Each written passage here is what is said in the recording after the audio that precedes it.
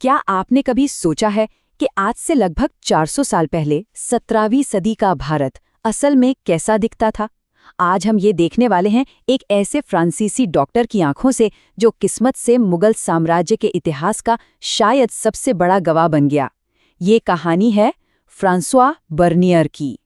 तो सवाल यही उठता है कि फ्रांस के किसी गांव में पला बढ़ा एक किसान का बेटा आखिर दुनिया के सबसे ताकतवर साम्राज्यों में से एक यानी मुगल साम्राज्य का सबसे मशहूर इतिहास लिखने वाला बन कैसे गया? आइए इस कमाल के सफर की परतें खोलते हैं।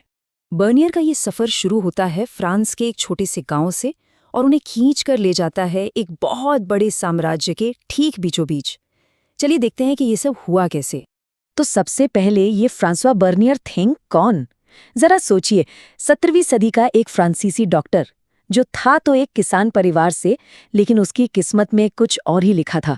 इतिहास को बहुत करीब से देखना और उसे लिखना। देखिए, 1620 में जन्म हुआ, 1652 तक आते आते डॉक्टरी की डिग्री भी मिल गई। लेकिन बर्नियर सिर्फ एक डॉक्टर बनकर रुकना नहीं चाहते थे।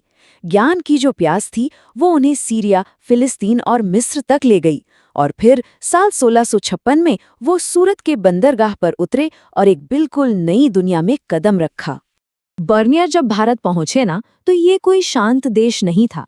यहाँ तो एक बहुत बड़ा तूफान आने वाला था और वो सीधे उसी तूफान के बीच पहुंच गए। उस वक्त मुगल सल्तनत एक बहुत ही नाजुक दौर से गुजर रही थी। बादशाह शाहजहां के बेटे दिल्ली के तख्त के लिए आपस में ही लड़ रहे थे और पूरे साम्राज्य का भविष्य दांव पर लगा हुआ था। और इसी सियासी घमासान के बीच किस्मत ने अपना खेल खेला।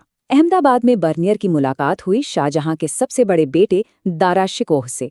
दारा ने इस फ्रांसीसी डॉक्टर की काबिलियत को तुरंत पहचान लिया और उन्हें अपना पर्सनल फिजिशियन बना लिया। बस इसी एक मुलाकात ने बर्नियर की कहानी हमेशा के लिए बदल दी। अब बर्नियर सिर्फ मरीजों का इलाज नहीं कर रहे थे, वो तो मुगल दरबार के सबसे अंदरूनी हिस्सों तक पहुंच चुके थे। अब वो एक डॉक्टर से कहीं ज्यादा थे।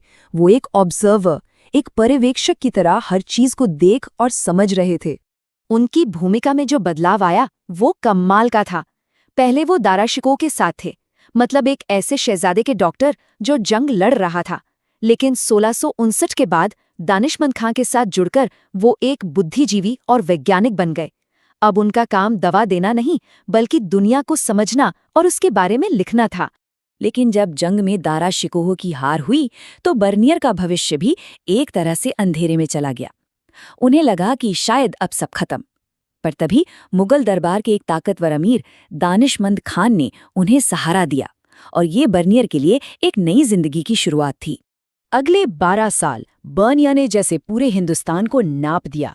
दानिशमंद खां के साथ वो दिल्ली की गलियों से लेकर कश्मीर की खूबसूरत वादियों तक और आगरा के महलों से लेकर बंगाल और गोलकुंडा तक घूमे। इन यात्राओं ने उन्हें वो भारत दिखाया जो शायद ही किसी और विदेशी ने तब देखा हो। हर सफर का एक अंत होता है। बर्नियर भारत से लौट गए, लेकिन उनकी यात्रा असल में यहीं खत्म नहीं हुई। सच तो ये है कि यहीं से उनकी विरासत की असली कहानी शुरू हुई। साल 1668 में बर्नियर ने भारत को अलविदा कहा और फ्रांस वापस पहुंचे।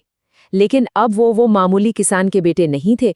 उनका स्वागत एक हीरो की तरह हुआ और फ्रांस के सबसे महान राजा लुई 14वें खुद उनसे मिलने आए। और फिर आया साल 1670। ये एक तारीखी साल था, एक ऐसा साल जिसने बर्नियर के अनुभवों को हमेशा हमेशा के लिए अमर कर दिया। राजा लुई 14वें के कहने पर बर्नियर ने अपने सारे तजुर्बे, अपनी सारी यादें एक किताब में लिख डाली, travels in the Mughal empire. ये किताब सिर्फ एक सफरनामा नहीं थी, ये यूरोप के लिए भारत को देखने की एक नई खिड़की थी और ये आते ही पूरे यूरोप में छा गई।